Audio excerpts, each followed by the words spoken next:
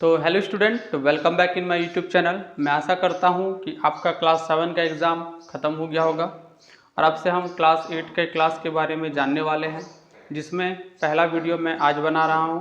ये हमारा मैथ्स का चैप्टर 1, जो कि हमारा चैप्टर 1 है रैशनल नंबर, उसके बारे में जानेंगे और क्लास 8 का शुरुआत बहुत अच्छे ढंग से करेंगे। तो चलिए सबसे पहले चैप्टर का नाम दे देते हैं, जो कि है रैशनल नंबर।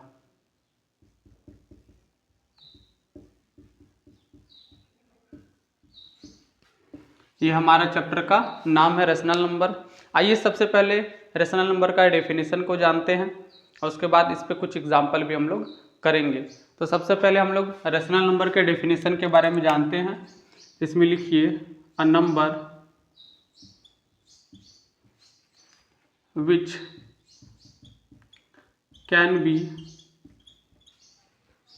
रिटन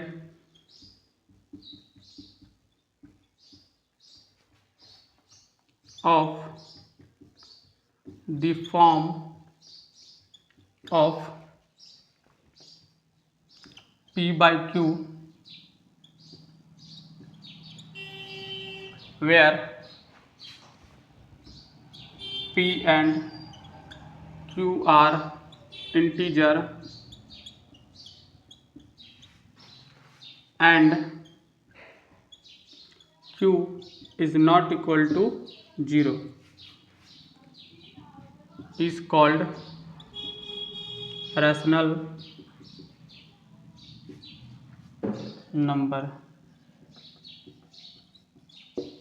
इसका प्रॉपर डेफिनेशन यही होता है कि वह नंबर जिसको हम लोग P बाई Q के रूप में लिख सकते हैं, P बाई Q के फॉर्म में लिख सकते हैं, जहाँ पे P और Q दोनों हमारा क्या होगा, इंटीजर।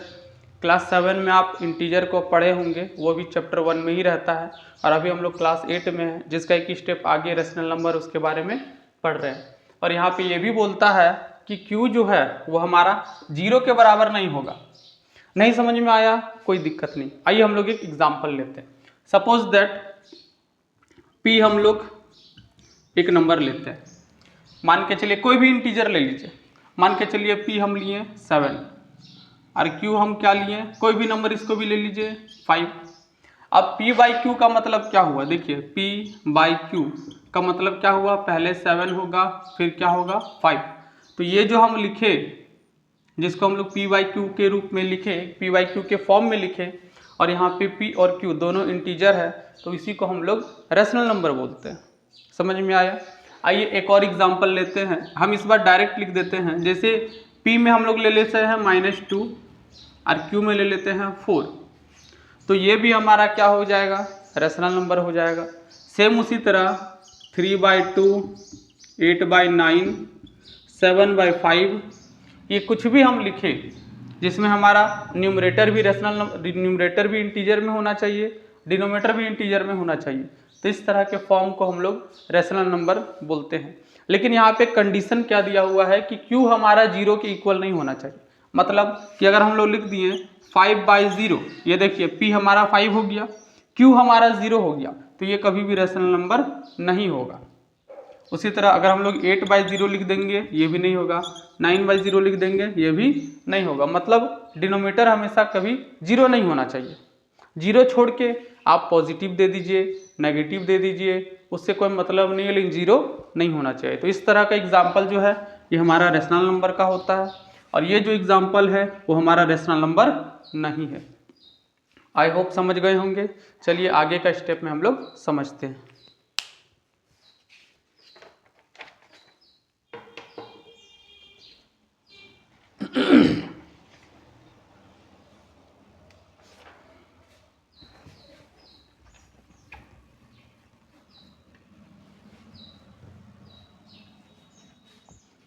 हम लोग बहुत अच्छे से रैशनल नंबर समझ लिए।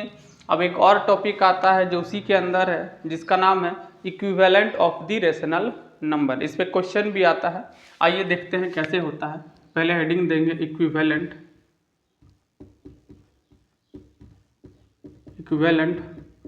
Of the rational number.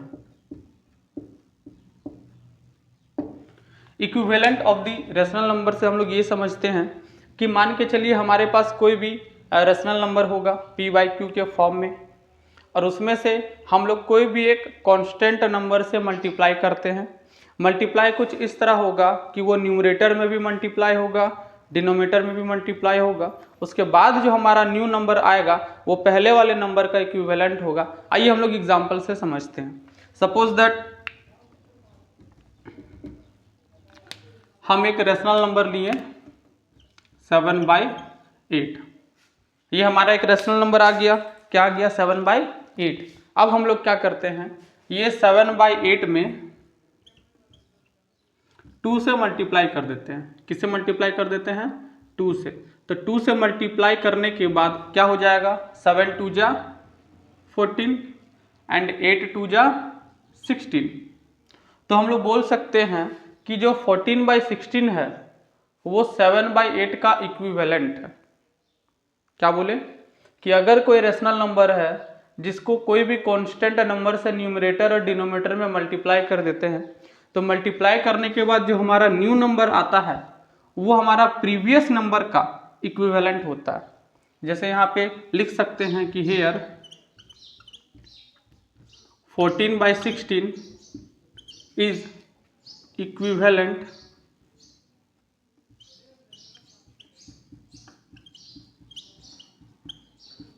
To 7/8।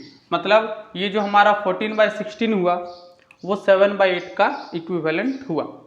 Same question पे और एक एग्जांपल लेते हैं। जैसे हमारा 7/8 है, अब हम क्या कर सकते हैं कि 7/8 को 3 से मल्टीप्लाई करते हैं। याद रखिए हमेशा न्यूमरेटर और डिनोमिनेटर सेम नंबर से मल्टीप्लाई होगा।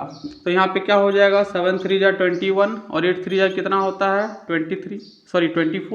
तो यहाँ पे लिख सकते हैं हेयर 21/24 इज इक्विवेलेंट टू 7/8। तो यहाँ पे 21/24 जो है वह भी 7/8 का इक्विवेलेंट होगा। तो इससे हम लोग को क्या पता चलता है, इससे हम लोग को पता चलता है कि कोई भी रेशनल नंबर सर ले सकते हैं, उसमें हम 2 से मल्टीप्लाई कर सकते हैं, 3 से मल्टीप्लाई कर सकते हैं, 4 से मल्टीप्लाई कर सकते हैं, 5 से मल्टीप्लाई कर सकते हैं। इन्फिनाइट टाइम मल्टीप्लाई करने पर इन्फिनाइट टाइप्स का उसका इक्विवेलेंट आएगा। हमको लगता है ये टॉपिक आपको equivalent of the fraction number समझ में आ गया होगा। आइए आगे का टॉपिक को पढ़ते हैं।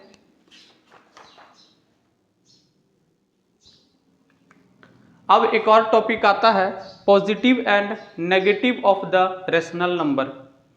पॉजिटिव रेशनल नंबर क्या होता है, नेगेटिव रेशनल नंबर क्या होता है, उसके बारे में हम लोग समझते हैं।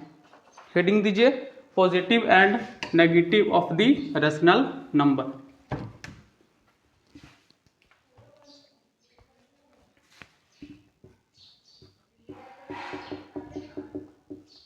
पॉजिटिव एंड नेगेटिव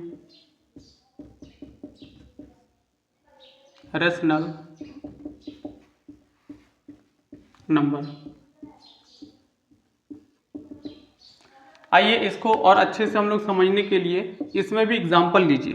देखिए मैं आपको मैथ पढ़ा रहा हूँ, ना मैं आपको हिंदी पढ़ा रहा हूँ, ना मैं आपको इंग्लिश पढ़ा रहा हूँ।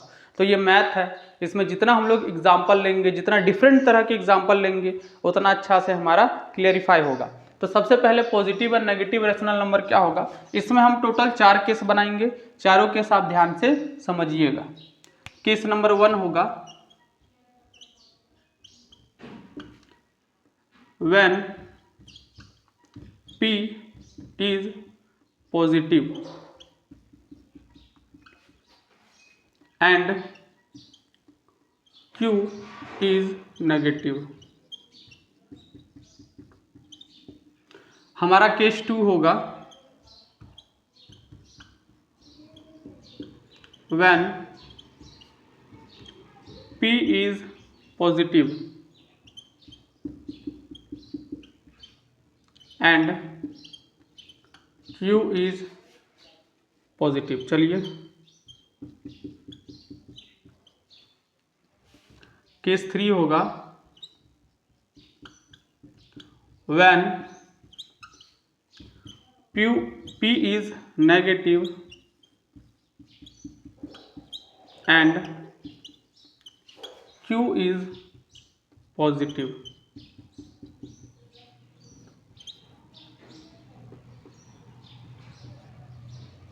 और लास्ट केस हमारा होगा when P is negative and Q is negative. समझिए हमारे पास पॉजिटिव और नेगेटिव रेशनल नंबर के टोटल 4 केस बनते हैं। पहला केस जो है वो हमारा है कि जब हमारा P जो है वो पॉजिटिव होता है और Q हमारा नेगेटिव होता है। इसको लिखने का तरीका है P प्लस में रहेगा और Q हमारा क्या रहेगा, माइनस में रहेगा। दूसरा केस हमारा होगा कि जब when P इज पॉजिटिव, जब हमारा P पॉजिटिव में रहेगा और Q भी क्या रहेगा, पॉजिटिव में। हमारा तीसरा केस जो है वो होता है कि when P इज नेगेटिव, जो हमारा P क्या होगा, नेगेटिव में होगा और Q हमारा क्या होगा, पॉजिटिव में होगा। और हमारा जो लास्ट केस है वह है कि when P is negative and Q is also negative. ये देखिए ये टोटल 4 केस बना। ये दैट इज है, इसको दैट इज पढ़ते हैं। समझिए हमारा जब P जो है वो पॉजिटिव में रहेगा और Q जो है वो हमारा नेगेटिव में रहेगा तो उसको कुछ इस तरह लिख सकते हैं, क्योंकि P और Q जो है वो हमारा इंटीजर होता है और इंटीजर पॉजिटिव नेगेटिव किसी भी फॉर्म में रह सकता है और हमारा रेशनल नंबर जो होता है वो P/Q के ही फॉर्म में लिखा जाता है। तो यही चीज़ लिखा हुआ है। तो यहाँ पे देखिए हमारा जब एक नंबर, एक इंटीजर पॉजिटिव में रहेगा और एक इंटीजर हमारा नेगेटिव में रहेगा, देन नेगेटिव रेशनल नंबर। अब हमारा देखिए दूसरा केस में क्या है। दूसरा केस में है कि हमारा P पॉजिटिव है लेकिन Q हमारा क्या है, वो भी पॉजिटिव है। तो जब दोनों केस में हमारा पॉजिटिव होता है उस समय जो हमारा रेशनल नंबर होता है ऑब्वियसली वो पॉजिटिव होगा। तो देखिए यहाँ पे लिखेंगे कि देन पॉजिटिव रेशनल नंबर। तीसरा केस हमारा बनता है कि जो हमारा Q है वो नेगेटिव में होगा और P जो है वो हमारा पॉजिटिव में होगा। उस समय देखिए ये हमारा जो है वो नेगेटिव रेशनल नंबर बनेगा, देन नेगेटिव रेशनल नंबर। और लास्ट में जब हमारा P भी नेगेटिव है और Q भी नेगेटिव है तो याद रखिए जब दो को में नेगेटिव होगा उस समय भी हमारा पॉजिटिव बनता है। तो यहाँ पे हमारा क्या हो जाएगा, देन पॉजिटिव रेशनल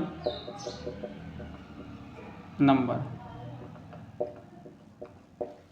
तो इससे हम लोग को क्या पता चलता है, आइए एक एक करके क्लियरिफाई करते हैं। सबसे पहला केस होता है जब हमारा P पॉजिटिव होगा, Q नेगेटिव होगा, उस समय हम लोग इसको P/Q के फॉर्म में कुछ इस तरह लिख सकते हैं और हमारा एक नंबर नेगेटिव है इसलिए हमारा ये नेगेटिव रेशनल नंबर होगा। दूसरा केस हमारा होता है कि जब हमारा P पॉजिटिव होगा और हमारा Q भी पॉजिटिव होगा उस समय जो हमारा रेशनल नंबर होगा वो पॉजिटिव रेशनल नंबर होगा, क्योंकि हमारा P एंड Q दोनों पॉजिटिव फॉर्म में रहता है। हम लोग थर्ड केस देखते हैं। जब हमारा P नेगेटिव होता है और Q पॉजिटिव होता है उस समय हम इसको -P/Q के रूप में, Q के फॉर्म में लिख सकते हैं और यहाँ पे ये हमारा नेगेटिव होगा क्योंकि एक हमारा नेगेटिव है एक हमारा पॉजिटिव है। और लास्ट केस हमारा आता है जब हमारा P नेगेटिव होगा और Q नेगेटिव होगा। तो यहाँ पे ध्यान से देखिए दोनों नेगेटिव है। जब दोनों नेगेटिव होता है और दोनों को P/Q के फॉर्म में लिखा जाता है तो इमेजिन कीजिए कि माइनस से माइनस कैंसिल हो जाएगा। जब माइनस से माइनस कैंसिल हो जाएगा तब हमारा ये क्या होता है, पॉजिटिव रेशनल नंबर। तो ये रेशनल नंबर का 4 कंडीशन है कब कब ये हमारा पॉजिटिव होगा और कब कब ये हमारा नेगेटिव होगा। आप एक काम कीजिए, पहले इसको लिख लीजिए। आई होप आप लिख चुके होंगे। अब हम लोग आगे पढ़ते हैं और समझते हैं कुछ और टॉपिक को।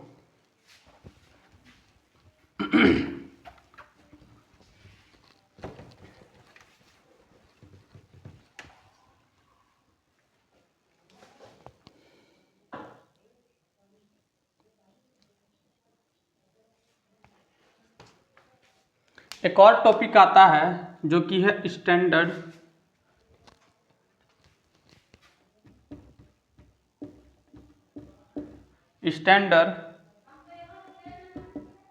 Form of a rational number.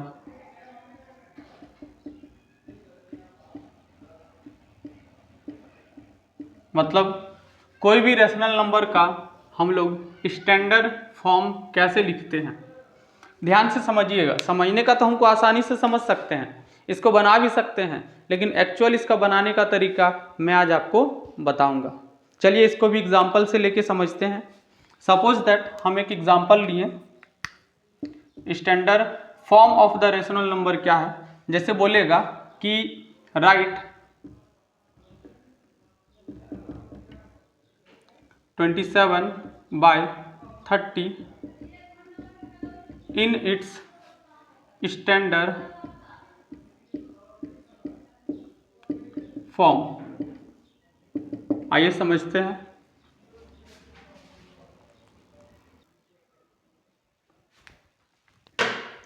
आइए हम लोग standard form of the rational number समझते हैं। देखिए यहाँ पे हम एग्जांपल क्या लिए थे, 27/30। इसको अगर अच्छे से देखेंगे तो ये देखिए, ये 27 है और ये 30 है। स्टैंडर्ड फॉर्म का मतलब होता है कि रैशनल नंबर को थोड़ा न्यूमरेटर और डिनोमिनेटर को किसी प्रॉपर नंबर से मल्टीप्लाई करके हमें इसे छोटा करना है। क्या करना है? छोटा। जैसे हम लोग समझते हैं कि ऐसा कौन सा टेबल है जिसमें 27 और 30 दोनों आता है, तो आराम से बोल सकते हैं सर 3 का टेबल। 3 9 जा कितना होता है? 27 और 3 10 जा कितना होता है? 30। तो हमारा जो 9/10 आया ये हमारा स्टैंडर्ड फॉर्म आ गया।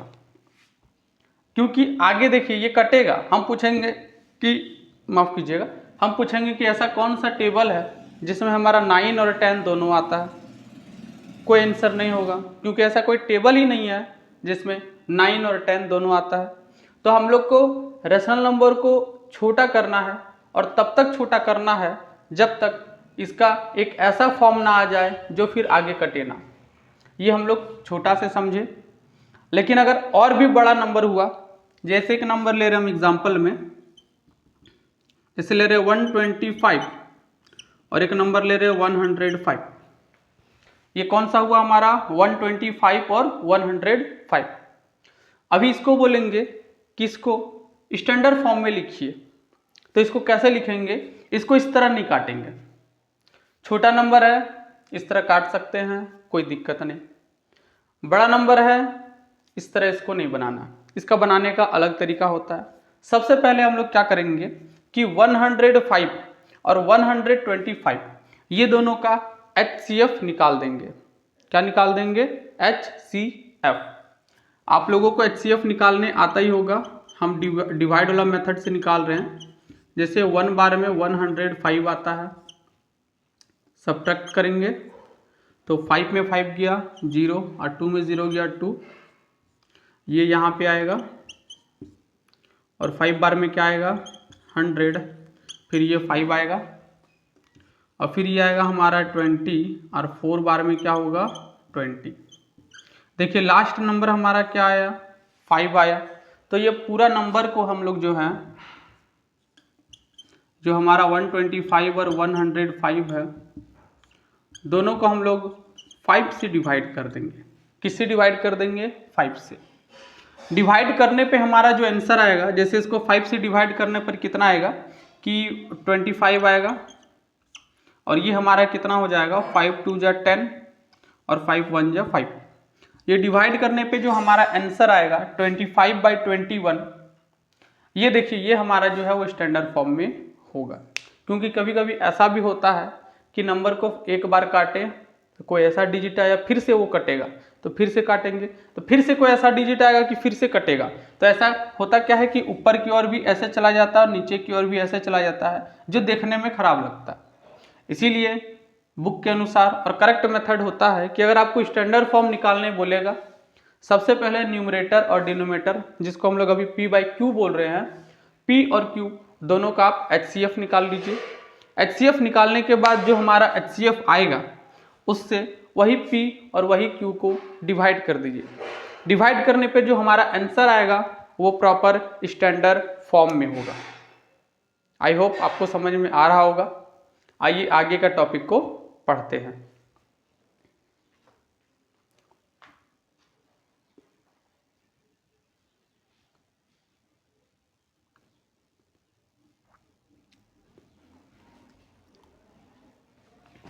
अब एक और टॉपिक पढ़ेंगे जिसका नाम है equality of the rational number. Topic लिखिए, इक्वालिटी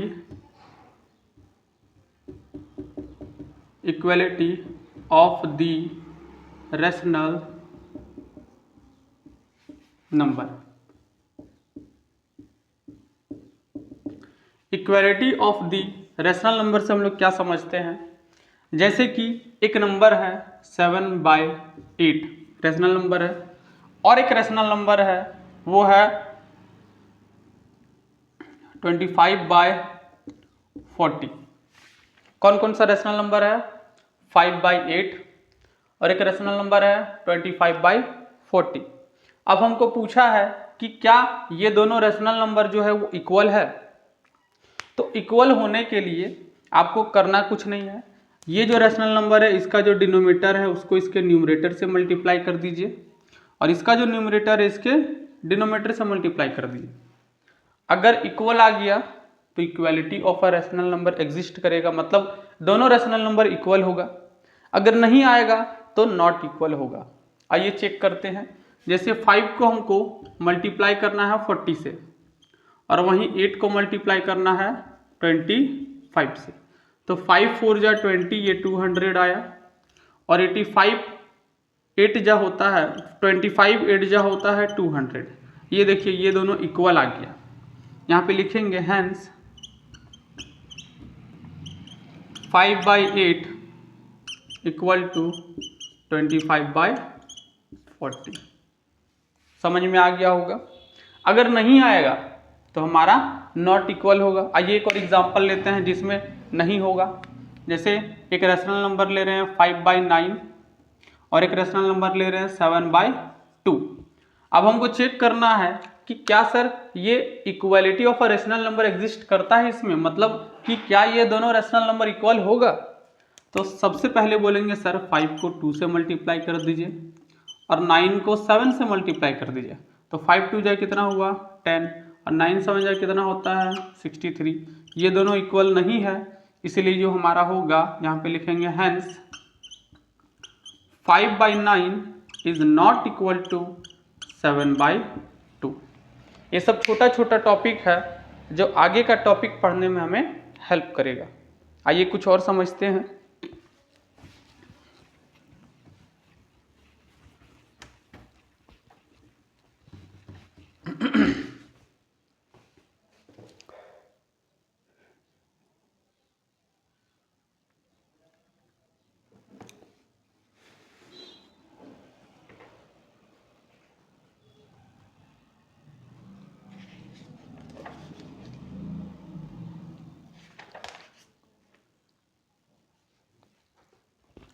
अब एक और बढ़िया टॉपिक आता है जिसका नाम है representation of the rational number on number line.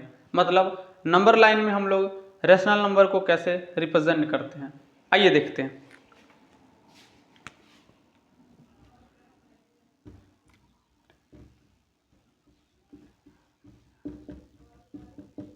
Representation of the rational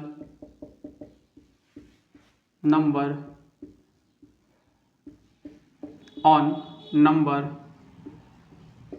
line. Number line में रेशनल नंबर को रिप्रेजेंट कैसे करते हैं।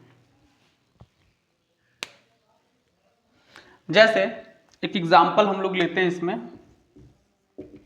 Represent rational represent the following rational numbers on number line. आइए रैशनल नंबर को हम लोग नंबर लाइन में रिप्रेजेंट करते हैं। जैसे कि एग्जांपल हम लेते हैं 3/2, एक और एग्जांपल लेते हैं 5/9 और एक एग्जांपल लेते हैं 6/8। ये तीनों रैशनल नंबर को हम लोग नंबर लाइन में रिप्रेजेंट करेंगे। आइए देखते हैं कैसे होता है। नंबर लाइन में रिप्रेजेंट करने के लिए सबसे पहले एक लाइन ड्रॉ कर देंगे जिसके बीच में हमारा 0 एग्जिस्ट करेगा। उसके बाद ये हमारा 1 रहेगा, ये 2 रहेगा, ये 3 रहेगा और इसी तरह 4, 5, 6, 7, 8, 9 और 10 इसी तरह आगे जाएगा। इधर हमारा आ जाएगा 1, 2, 3, 4, 5, 6, 7, 8 और इधर जाएगा और इधर का नंबर हमारा जो है वो नेगेटिव में रहेगा। कुछ इस तरह होता है। देखिए 0 हमारा जो है वो मेन पॉइंट है, उसके इधर जितना भी नंबर होता है वो पॉजिटिव में होता है और इधर जितना भी नंबर होगा वो हमारा नेगेटिव में होगा। सबसे पहला क्वेश्चन है 3/2। तो 3/2 आइए देखते हैं कहाँ पे एग्जिस्ट करता है। हम लोग पहले डिनोमीटर को देखेंगे जो कि हमारा Q है। Q हमारा देखेंगे कि क्या है, तो Q यहाँ पे हमारा 2 है। तो रैशनल नंबर जो हम लोग ये नंबर लाइन ड्रॉ किए हैं उसमें सभी में डिनोमीटर में हम लोग 2 लिख देते हैं। आइए देखते हैं कैसे लिखा जाता है। यहाँ पे 2, यहाँ पे 2, यहाँ पे 2, ये 2,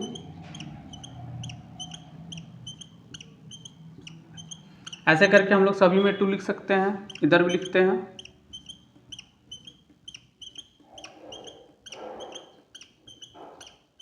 देखिए 2 लिख दिए। अब हमको आप एक बात बताइए, 3/2 इसमें आपको कहाँ दिख रहा है? बोलेंगे सर यहाँ पे दिख रहा है। इसको डार्क करके P लिख दीजिए, मतलब कि सर ये हमारा नंबर लाइन है, इसमें हमारा 3 जो है 3/2 जो है वो यहाँ एग्जिस्ट करता है। उसके बाद अगर कोई भी नंबर आपको दिखेगा जो कट जाता हो मतलब पूरी तरह से सॉल्व हो जाता है, उसको सॉल्व कर दे। जैसे यहाँ पे देखिए न्यूमरेटर में भी 2 है, डिनोमीटर में भी 2 है, तो ये पूरी तरह से कट जाता है। क्या आएगा? 1। उसी तरह न्यूमरेटर में 4 है, डिनोमीटर में 2 है, तो ये हमारा क्या होगा? 2।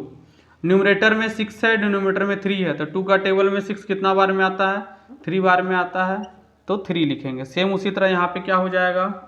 4 हो जाएगा और यहाँ पे क्या हो जाएगा? 5 हो जाएगा। सेम प्रोसेस हम लोग नेगेटिव में भी करेंगे। ये हमारा -1 होगा, -2 होगा, -3 होगा, -4 होगा। ये हमारा प्रॉपर रिप्रेजेंटेशन हुआ रैशनल नंबर का नंबर लाइन में। आइए हम लोग दूसरा एग्जांपल देखते हैं। उसके लिए भी हमको क्या ड्रॉ करना पड़ेगा? Number line. इस बार मैं ज़्यादा ड्रॉ नहीं करूँगा, जैसे 1 है, 2 है, 3 है, 4 है, 5 है, 6 है, 1 है, 2 है, 3 है। उसके बाद आगे डॉट डॉट डॉट इधर और डॉट डॉट इधर। डॉट डॉट ये डिनोट करता है कि ये नंबर यहाँ नहीं रुका हुआ है, ये आगे जा रहा है। अब फिर से डिनोमीटर देखिए जो हम लोग Q बोलते हैं। Q हमारा यहाँ पे 9 है, तो सभी में डिनोमीटर में 9 लिख दीजिए। ये 9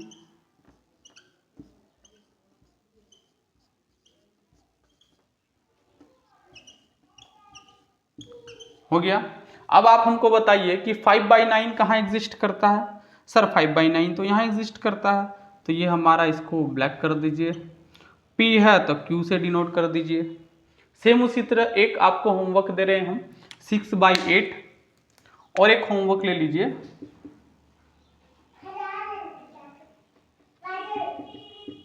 -3/2। ये दोनों होमवर्क आप घर से बना के आइएगा।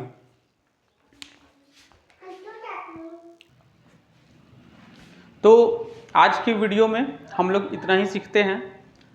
ये जो टॉपिक हम पढ़ाए हैं इसको आप अच्छे से पढ़ लीजिएगा, प्रैक्टिस कर लीजिएगा, और आने वाला वीडियो में हम लोग इसको आगे पढ़ेंगे। जैसे इसके बाद का टॉपिक है absolute value of the rational number, comparison of the rational number, और आगे इस तरह बहुत सारा टॉपिक है तो उसको पढ़ाएंगे। तब तक आप इसको अच्छे से रिवीजन कर लीजिए, पढ़ लीजिए। मिलते हैं नेक्स्ट वीडियो में।